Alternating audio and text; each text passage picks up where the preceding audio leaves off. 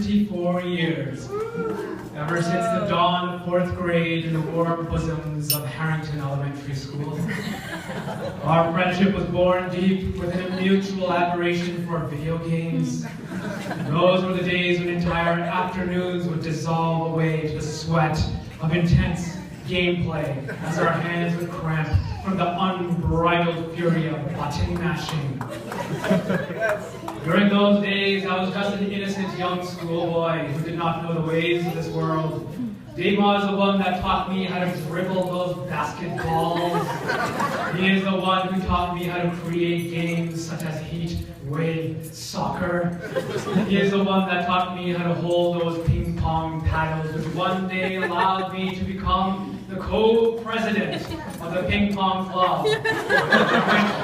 Dave Law was one of 5 co-vice presidents. So you see, Dave Law is a teacher of the innocent ones. We grew into academic warriors in the tumultuous, frothing, raging womb of Jonas Clark Middle School, which was a damp and hot, fleshy furnace of hormones and utter confusion. In that hairy jungle, it was survival of the fittest, and Dave Law and I realized that the only way to emerge victorious was to undergo an intensive training program. So we became friends and enemies, constantly arguing and battling, becoming stronger with each passing day. We would scurry through the hallways, throwing broken pencils and markers and chalk and acorns at each other. I remember one intense firefight in the middle of the classe de français. We hurled all sorts of different projectiles at each other, and then, when the French teacher left the room, the other students begged to join our battle. And in that way, we assembled our own magnificent armies.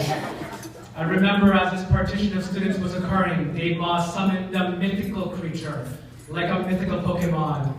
His name was J-Balls, and he was the class president. He was the coolest and most popular student in school. He asked to be recruited into Dave Law's army, and at that time I came to know the true majesty of Dave Law. And now he commanded the most powerful student in all the grades. On that day, we, the pariahs of the school, accomplished something very few others had ever before. We unified all the different factions and cliques of that school into 2 grand armies and led impressive battle after battle. Dave Law is a leader and a commander of an army of preteens.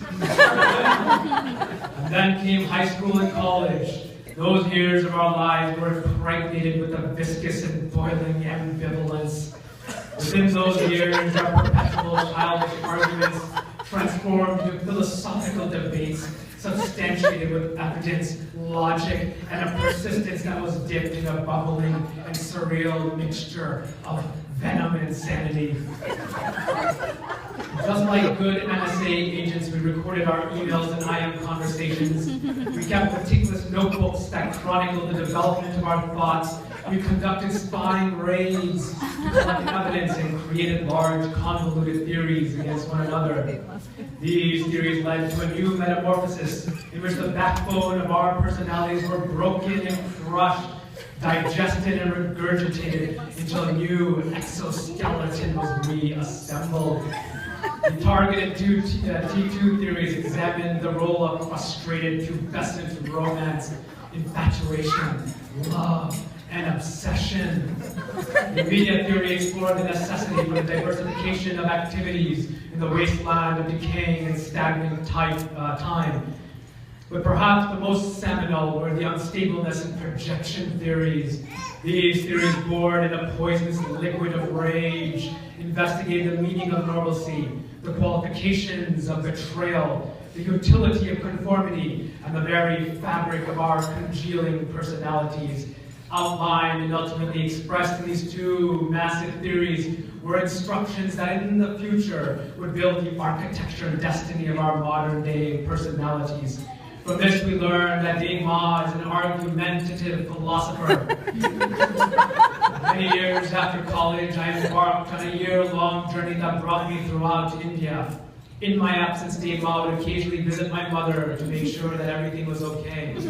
Such a display of chivalrous gentlemanliness is virtually unheard of in this modern world of narcissistic pretty boys. Although Neymar has the presence of a monarch, he nevertheless possesses a kind heart encased in a nut-like shell, which occasionally opens with a fabulous vibrance and disseminates pulsating dark showers of love throughout the world. But mostly, when all of Neymar's good qualities combine together to create a Captain Planet Jigglypuff version of himself, perhaps the most brilliant expression of life is his relationship with Suna.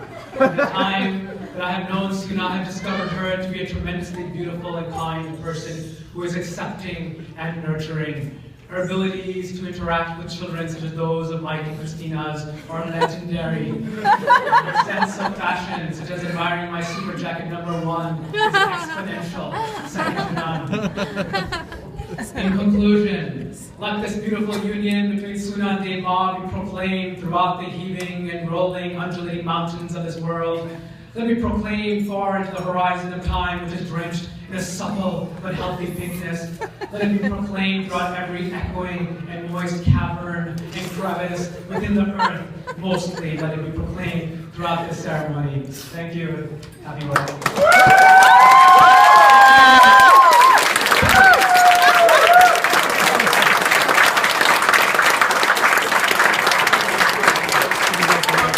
Let's hear it one more time, our best man, Mr. Vivek and Vivek. One of the best speeches I've ever heard. One more time, our best man, Mr. Vivek and Vivek. At this time, I'd like all of you to please raise your glasses.